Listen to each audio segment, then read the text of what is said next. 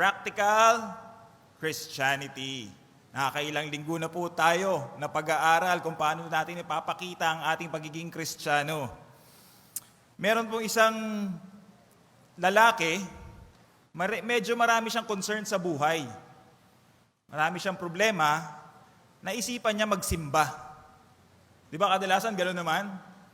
Pag may problema, mag-church.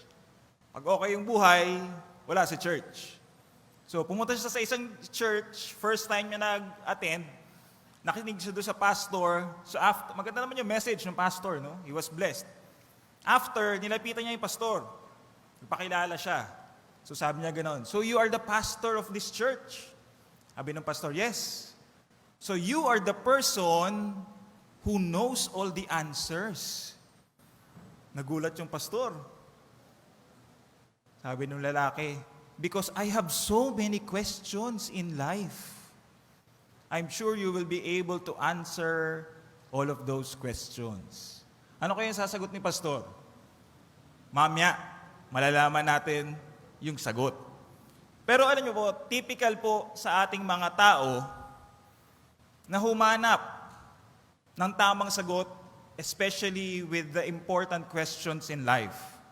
Tama po ba? Kaya nga po, merong mga ibang cartoons or movies, laging may wise old man. Di ba? Parang mga matandang hukluban yan, mga ermitanyo. Parang ganyan. So yung mga tao, they would journey to this person and they would ask difficult questions. Etong wise old man, he will give his guidance. Parang gano'n. Meron naman, sa ibang cartoons, meme nga yung tawag dito, meron silang sinasabi, the scroll of truth. Itong scroll of truth daw is found in a hidden cave, in a mountain, no? Dangerous yung journey, so yung tao will travel with his friends just to be able to get this scroll of truth. Kasi yung scroll of truth daw contains what you need to para maging guided ka in life. Okay. So, nakikita po natin na bilang mga tao at bilang mga Kristiyano, tayo po ay naghahanap ng mga kasagutan. Kaya po ba, meron kayong mga tanong about life? I'm sure, meron kayo. Marami? Marami. So, nandiyan po yung continuous na search for guidance and for wisdom. Ang challenge lang, dapat yung wisdom na makuha mo ay tama. Okay? Kasi merong wisdom na mukhang totoo, but in fact, pag pinagpatuloy mo yan, in-apply mo sa buhay mo, it will damage your life. Kaya ang title po ng ating preaching sa umagang ito is Finding Correct Wisdom. Tayo po mga Kristiyano, minsan, para tayo yung wise old man. Dahil ang pananaw sa atin ng ating mga friends, tayo ay mga persons who have a deep connection with God, deep relationship with God. Minsan, pumupunta sila sa atin for wisdom. Tama ba? Ako, ilang beses nang nangyari sa akin yan. Yung mga friends ko, syempre meron silang mga buhay na hindi naman perfect. Close naman kami, but there are times, pag nagkakaproblema sila, lumalapit sila sa akin, nagme-message sila, "Bro, may concern ako, ganito yung problema." Okay? Anong ma-advise mo? Na-experience nyo na ba yan? Minsan mga high school friend nyo, di ba? Kapitbahay nyo. Kasi ganun yung pananaw nila sa mga Kristiyano. Full of wisdom. Tingnan mo nga yung katabi mo. Full of wisdom ba yung itsura niyan? Pero dapat, correct wisdom. Okay? Kasi merong incorrect wisdom. So the challenge for us, FCFers, is to make sure that the wisdom that we will give to others and even to ourselves is the correct kind of wisdom. Tapos kasi tayo mismo may mga problema din. At yan ang gustong i-address ni James sa James chapter 3 verses 13 to 18. Let's all rise as we read God's word this morning. James chapter 3, verses 13 to 18. Who is wise and understanding among you? Let them show it by their good life, by deeds done in the humility that comes from wisdom. But if you harbor bitter envy and selfish ambition in your hearts, do not boast about it or deny the truth. Such wisdom does not come down from heaven, but it is earthly, unspiritual, demonic. For where you have envy and selfish ambition, there you find disorder and every evil practice. But the wisdom that comes from heaven is first of all pure, then peace-loving, considerate, submissive, full of mercy and good fruit, impartial and sincere. Peacemakers who sow in peace reap a harvest of righteousness. Let's come before the Lord in prayer. Father God, we thank you for this morning that we can come together as one church. Thank you for the opportunity to once again learn from you. We come before you emptying our hearts and our minds, Lord. Alisin niyo po ang mga bumabagabag sa aming isipan, mga distraction sa aming isipan, and allow us to be focused on you, O God, as we listen to you this morning. Speak to us, O Lord, especially dito sa aming desire to be more wise and to be more understanding.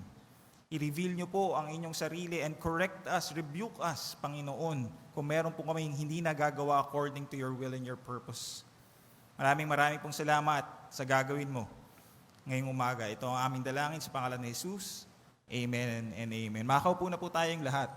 Buksan po natin yung ating mga Biblia sa James chapter 3. Ano po ba yung pinag-usapan natin last Sunday sa James chapter 3? Yung verse 1 to 11. Naku, nakalimutan na natin. Ano yun? The power of the tongue. At naalala nyo ba kung paano nag-umpisa si James sa verse 1 sa chapter 3? Pinunan niya. Critique. Sabi niya, not many of you should become teachers, my fellow believers. Kasi nga, yung mga tao na sinusulatan nila James, they were not careful with their words. They did not understand or fully comprehend the power of the tongue. Now, in James chapter 3, verses 13 to the end of the chapter, James continues with addressing how our tongues should work. Kailangan naiintindihan natin yung power of the tongue so that we will be able to tame it. But James ends this chapter by saying na hindi lang dapat naiintindihan mo yung power ng tongue mo, kundi alam mo dapat kung saan kukuha ng babanggitin mo. Yung isasagot mo.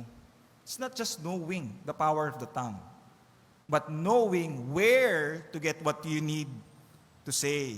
So James emphasizes here that believers, yung what they say and what they do in their lives should be full of wisdom. Now, James here is not just concerned with what or how people say things, but more importantly, what they say. FCFers, a key to right talk is the right thought. Okay? The right talk, kailangan tama rin yung iniisip. At doon, yung iniisip, doon natin ang ating pag-uusapan, yung wisdom. So sa verse 13a, meron na namang question itong si James. Kasi meron siyang critique again. Yung correct wisdom daw, it is not as common as we think. Verse 13a, he starts with a question, who is wise and understanding among you? Remember na gustong-gustong magturo ng mga believers noon. They want to impart pieces of advice so that they can help the lives of people. Siguro sa pananaw nila maganda Di ba? May prestige yung pagtuturo. Pero sabi ni James, you watch your tongue and make sure that you are wise and understanding. Hindi lahat ng sinasabi nyo ay correct wisdom. Who is wise and understanding among you? Yung word na wise dyan is sophos. Okay? It means a person that is skilled, learned, cultivated, a person that is clever, or an expert. So sabi ni James, sino ang eksperto sa inyo? Bigay ng advice as if you are experts. Sino sa inyo? Do you have wisdom? And then, ano yung understanding? It's epistemon. Epistemon. Epistemony. Yan, no? Basahin natin. It is thoroughly knowledgeable from gaining understanding over long-term personal acquaintance. Next definition, it emphasizes understanding that results from building on previous knowledge, which supports the next stage of understanding. So, dito, kanina nakita natin sophos, and dito epistemon. Two observations. No one is born an expert. Naniniwala ba kayo dyan? Meron ba isang bata, binigyan mo ng bola, ang galing mag-dribble? First time, ang galing, shumut, expert na agad. Meron ba ganon? Isang bata, binigyan mo ng gitara, tumugtog agad. Meron ba ganon? Isang person na kinausap mo about a certain topic, ang galing agad may debate, wala siyang alam. No one is an expert. Second, wisdom comes from experience. Very clear dito yung wisdom, yung being wise and being understanding. It is, hindi siya agad nakukuha, pero kayang ma-achieve yan. Patuloy. Very clear dyan, no? Building up from previous knowledge.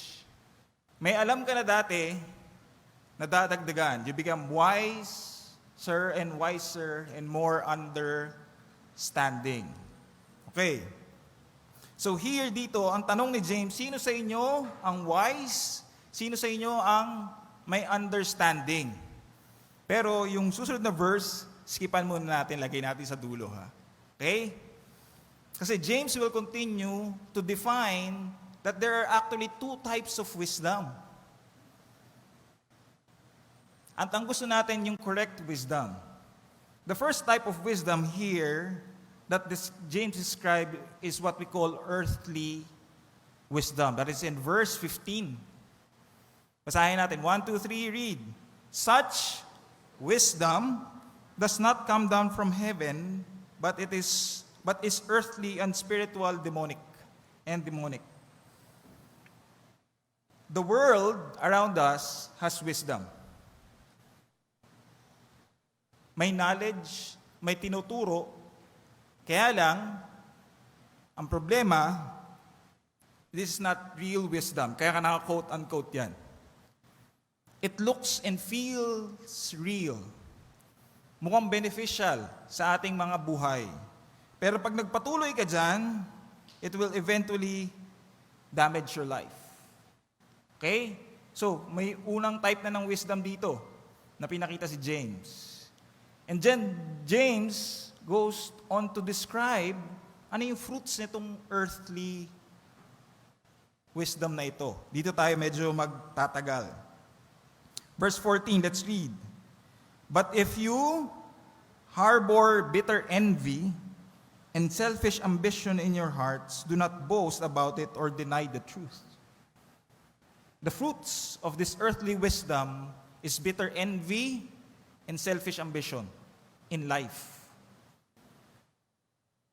Ano ba yung envy? Yung envy dyan, it's zealous. Selos.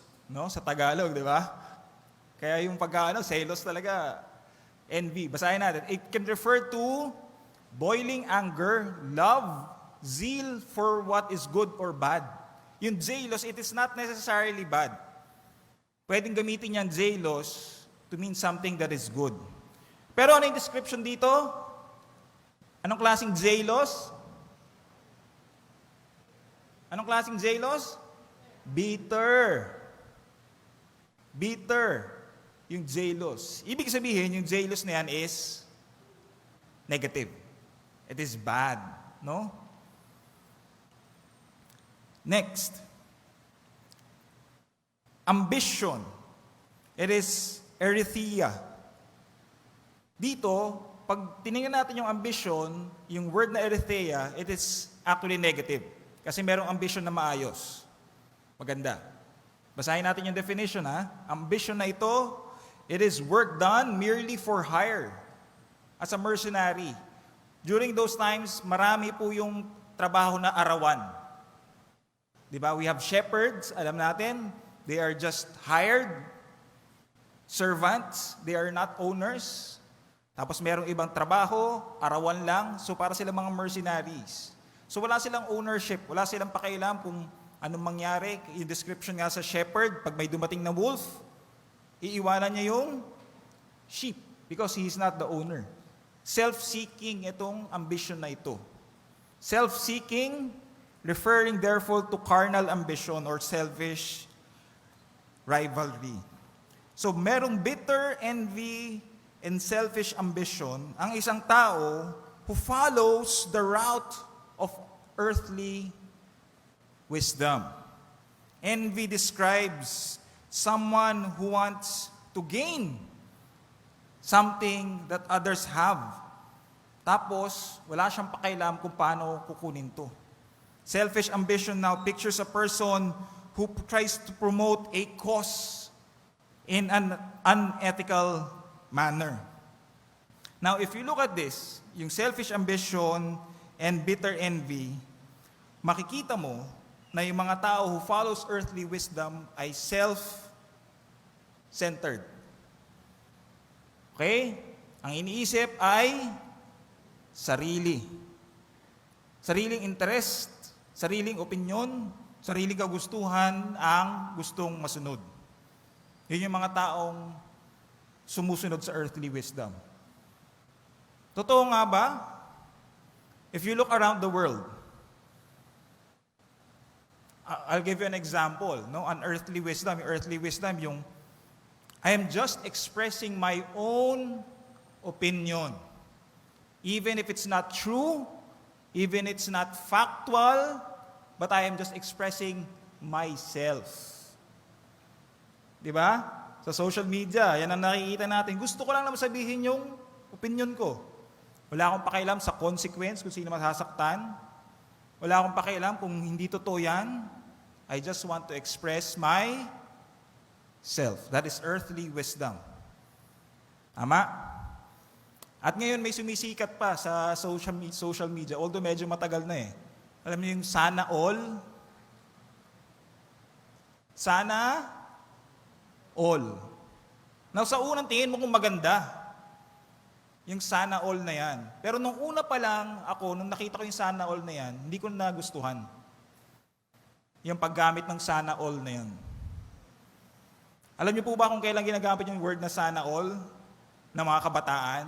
Pag kunyari po may nag-post sa Facebook na mga achievements niya, may nabili siyang bagong kotse, may nabili siyang bagong bahay, magko-comment yung mga iba, sana all. Ibig sabihin, sana ako din magkaroon yan. Sana lahat kami ay meron din yan.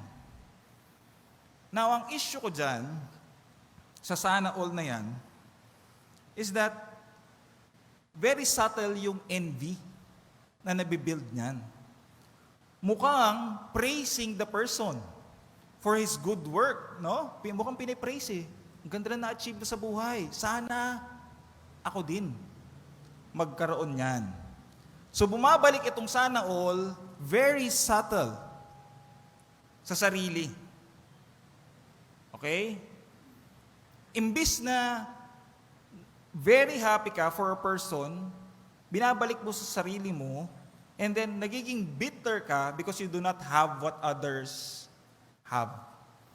Nagiging bitter ka because you are not able to achieve what others are able to achieve. Very subtle po yan, yung sana all na yan. That is what is prevalent ngayon sa social media. Now, you might not agree with me, okay, with that sana all na comment, pero ako talaga, nung una pa lang, hindi ko na po nagustuhan yan. Now, so dito makita natin na yung earthly wisdom focuses on the self. Okay? I am always reminded, or I always remind people, especially Christians, na yung metaphor of the body, of one body tayo. Buksan niyo po yung Bibles niyo. 1 Corinthians chapter 12. Okay? 1 Corinthians chapter 12. Mag-umpisa tayo sa verse 12. Then, nabuksan niyo na po ba? Lagi ko po itong binabalik eh. Verse 12.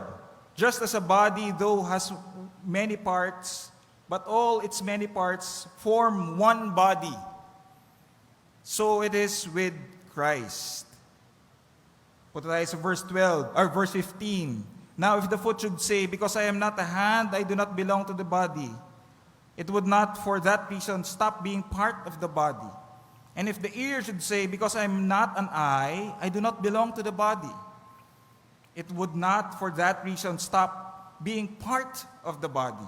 If the whole body were an eye, where would the sense of hearing be? Yan ay sana all. Diba? Sana all eyes. Hindi po pwede. Okay? If the whole body were an ear, where would the sense of smell be?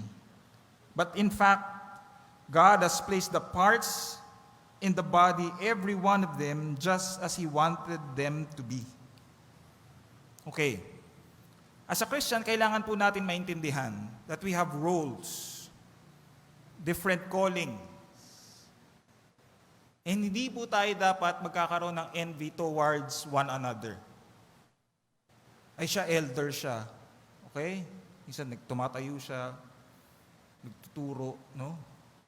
Wala po tayo dapat na ganyang pananaw sa bawat isa, especially as one body. We all have our functions. Naniniwala po ba kayo dyan? Some are called to be elders, deacons. Some are called to be Sunday school teachers. Okay? Some are called to be praise and worship team members. Hindi ako talaga tinatawag ni Lord doon sa praise and worship. Never. Sa praise and worship, no? Some are called to be dancers. Dati, tinawag ako ni Lord doon. No? Hindi na ngayon. Masasakit na yung likod ko pag sumayaw ka dyan. Kila Jed na yan. Jed, ikaw na lang bahala dyan. No? Some are called to be pastors. Pero dapat nag-work together. Pero yung earthly wisdom, it really draws people apart. Envy, selfish ambition, yung unang dalawang fruits niyan.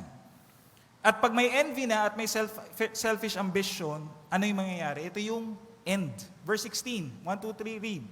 For where you have envy and selfish ambition, there you find disorder and find every evil practice. So if we follow this earthly wisdom, nadidisrupt yung design ng Diyos sa order. Kasi naiinggit ka, gagawa ka ng paraan para sana all. Para maging parehas kayo, para makuha mo kung ano yung meron siya, nawawala yung order na kinreate ng Diyos. At dahil may selfish ambition ka, magkakaroon ka ngayon ng evil practices. Wala ka nang pakialam sa consequences of this world. Basta matupad yung kagustuhan mo, yung sarili mong desire. Okay? So dyan na lumalabas yung ating mga compromises. But James doesn't end there. Kasi merong another type of wisdom. And let's start with the fruits of that wisdom first. Yun ay makita natin sa verse 17 to 18. Kasi merong earthly wisdom, sabi niya, it does not come from God. it is earthly, it is demonic, but there's also heavenly wisdom. Verse 17, let's read. But the wisdom that comes from heaven is first of all pure, then peace-loving, considerate, submissive, full of mercy and good fruit, impartial and sincere. So here, James gives us 9 characteristics for us to determine if the wisdom that we have, that we are applying in our lives, that we are imparting to others, is heavenly wisdom. First of all, pure. Sabihin, uncontaminated, walang, walang intention na masama. Walang underlying na intention to harm others. It is pure, it is good, it is for the benefit of the person.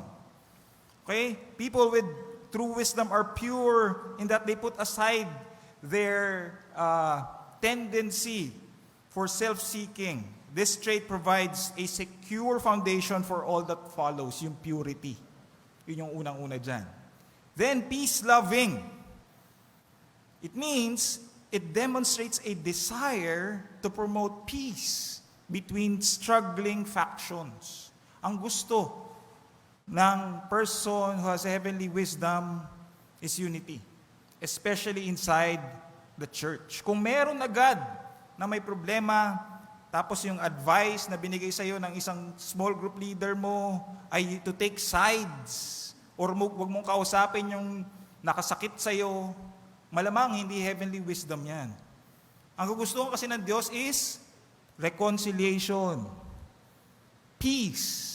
Okay? So that's one way to test and discern. Second, considerate. In other verses, it is gentle, reasonable. It is considerate in the demands it makes on others. Reasonable, yung hinihingi. Hindi unfair. Next, submissive. It means it is easy to come to terms with. Madaling kausap. Why? Because this person possesses a willingness also to get along, no? So it is easy to come to terms with because there's a willingness already in that person. Susunod, full of mercy and good fruit. Full of mercy is revealed by offering compassion to those in distress. Full of good fruit is shown by the kind actions and helpful deeds to others. Okay? So yung wisdom na binibigay, alam mo, beneficial sa isang tao. Next, yung last, 2. Ito yung huling dalawa, very crucial po ito. Impartial. Ano yung sabihin na impartial?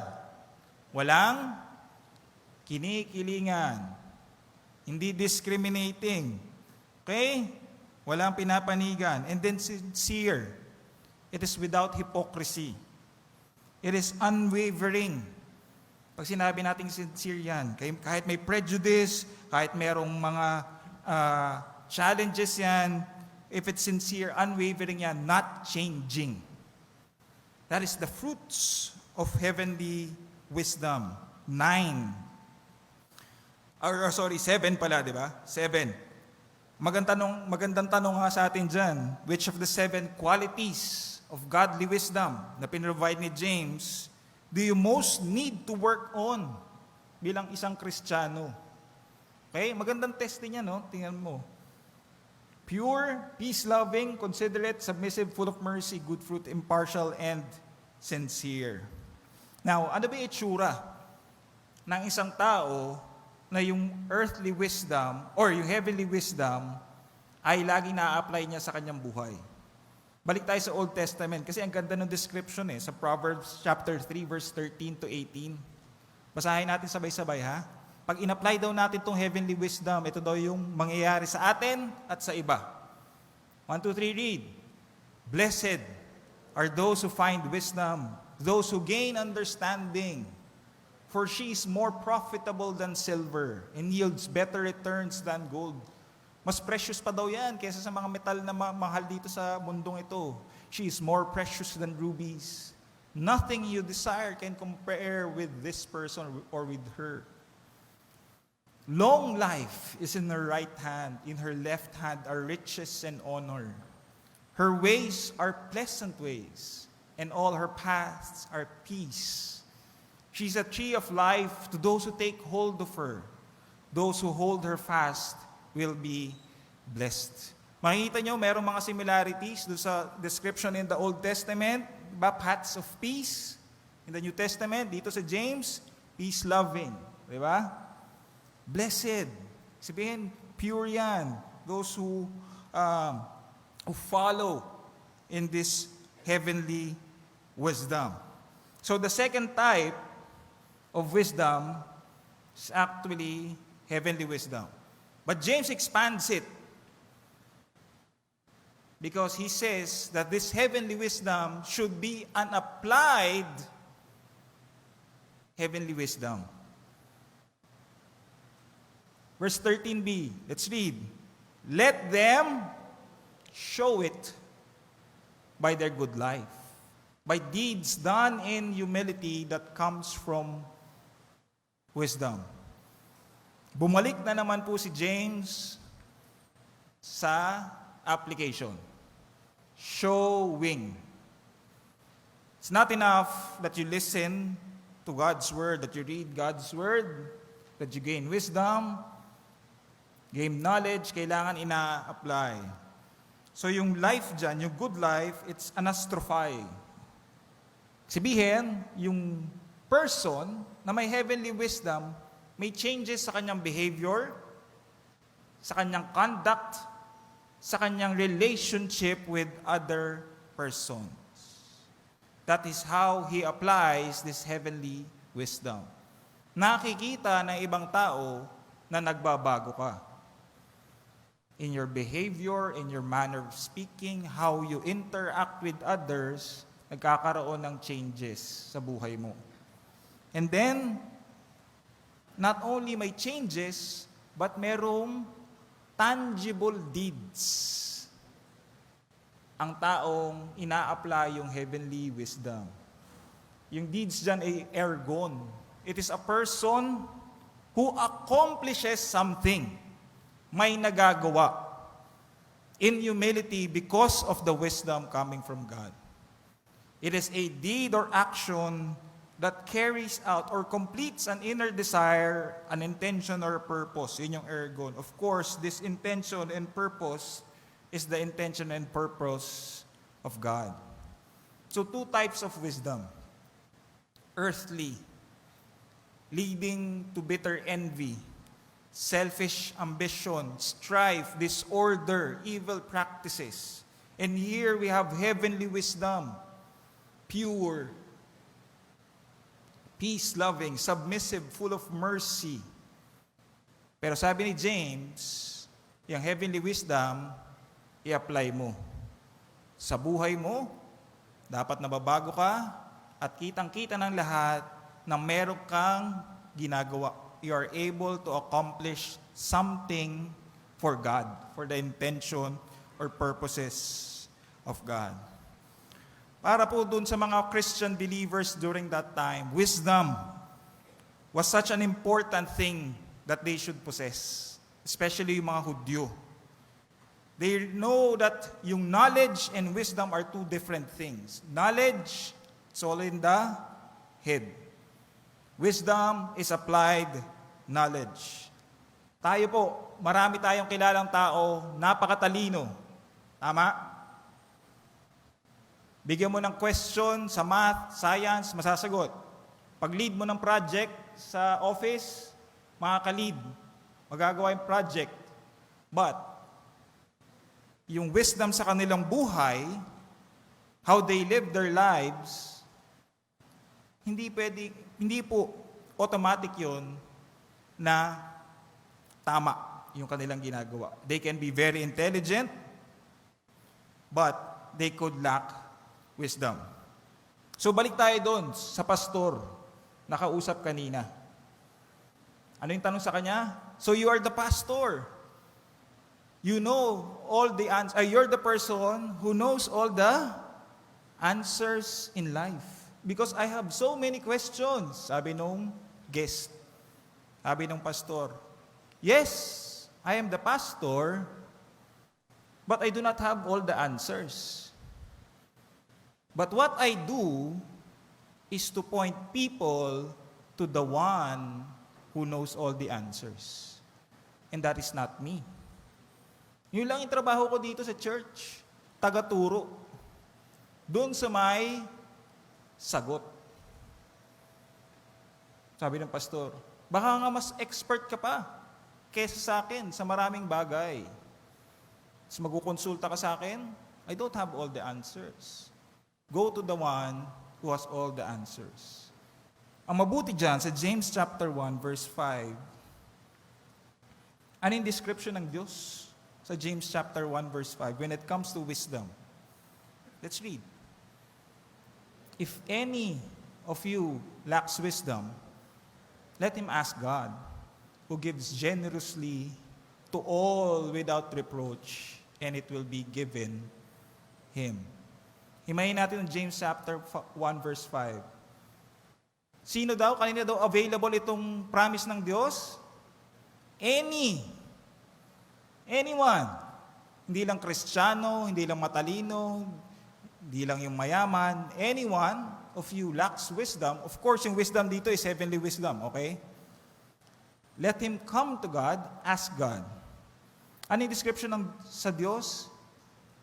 He is a God that is a generous God. He will give it to that person. He will give wisdom to the person that asks. Because He is a generous God. At may qualifier pa, without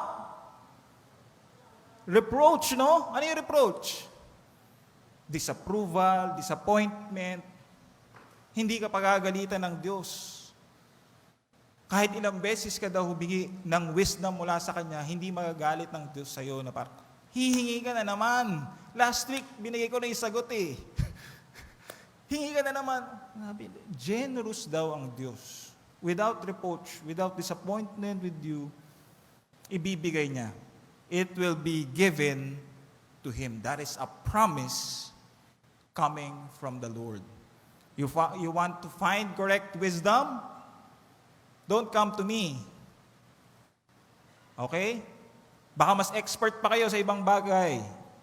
When you come to me, I will point you to the one who knows all the answers. But I will help you, of course. Hindi ko na makitataboy. Grabe naman ako, no?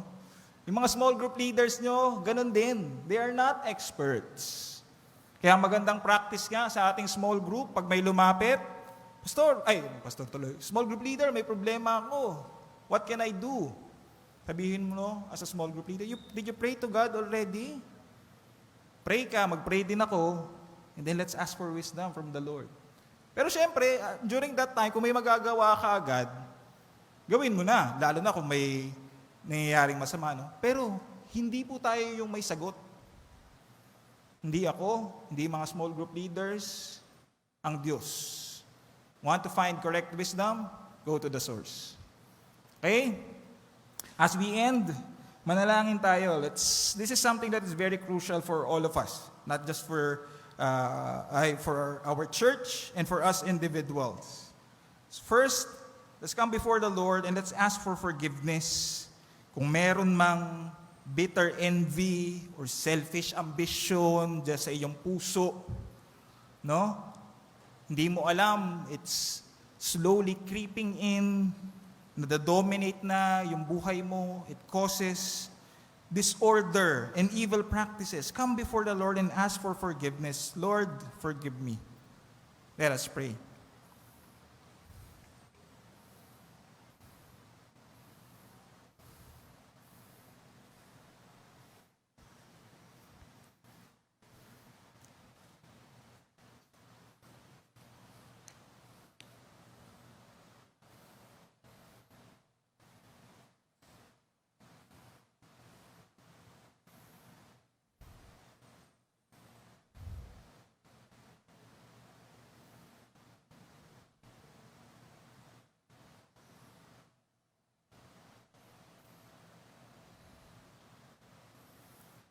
Let's now ask for forgiveness from the Lord kung mayroong mga times na hindi tayo nagkukonsulta sa Kanya. Ang ating mga personal ideas, ating intelligence, yung ating knowledge, ang ating ginagawang source, no? Yung ating pinagkakatawalaan. And even sa pagbigay ng pieces of advice, yung mga ideas natin ang ating binibigay, hindi yung ideas ng Diyos. Let's ask for forgiveness.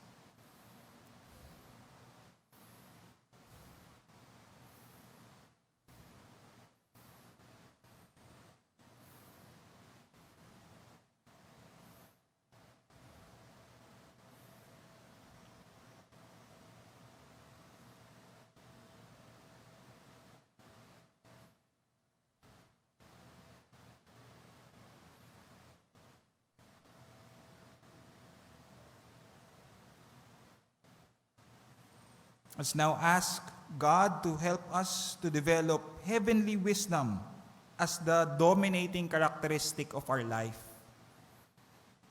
Na yung 7 characteristics of wisdom ay unti-unting nadidevelop sa atin as we live our lives and as we engage with others, as we teach others. Yun ang nakikita. So let's ask God's help right now.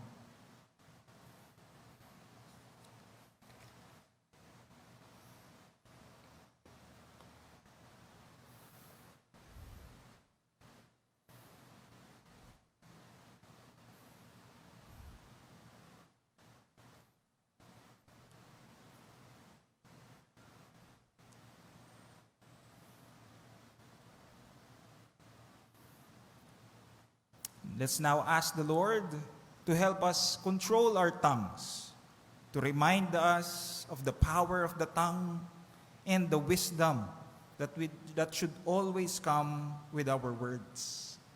Let us ask God to really bless the words, what we will say sa ibang mga tao, especially to those who have not known Him yet. Let us pray.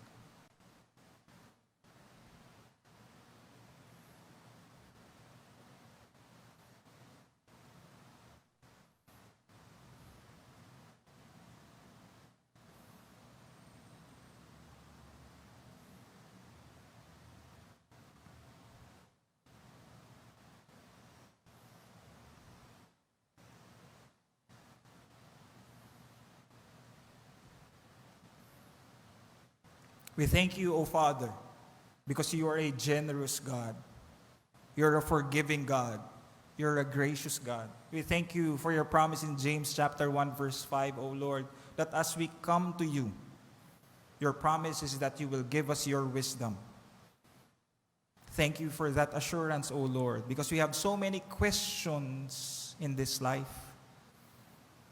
Remind us every day, O Lord God, to come to you first before making our decisions, so that we will know that what we are doing is in accordance to your will. Help us as small group leaders, as Christians who engage with people, O Lord, especially during mga times that our friends who have problems and concerns ay lumalapit sa amin. Give us your wisdom during that time. Give us the right words to say, how to say it, Panginoon, and when to say those words.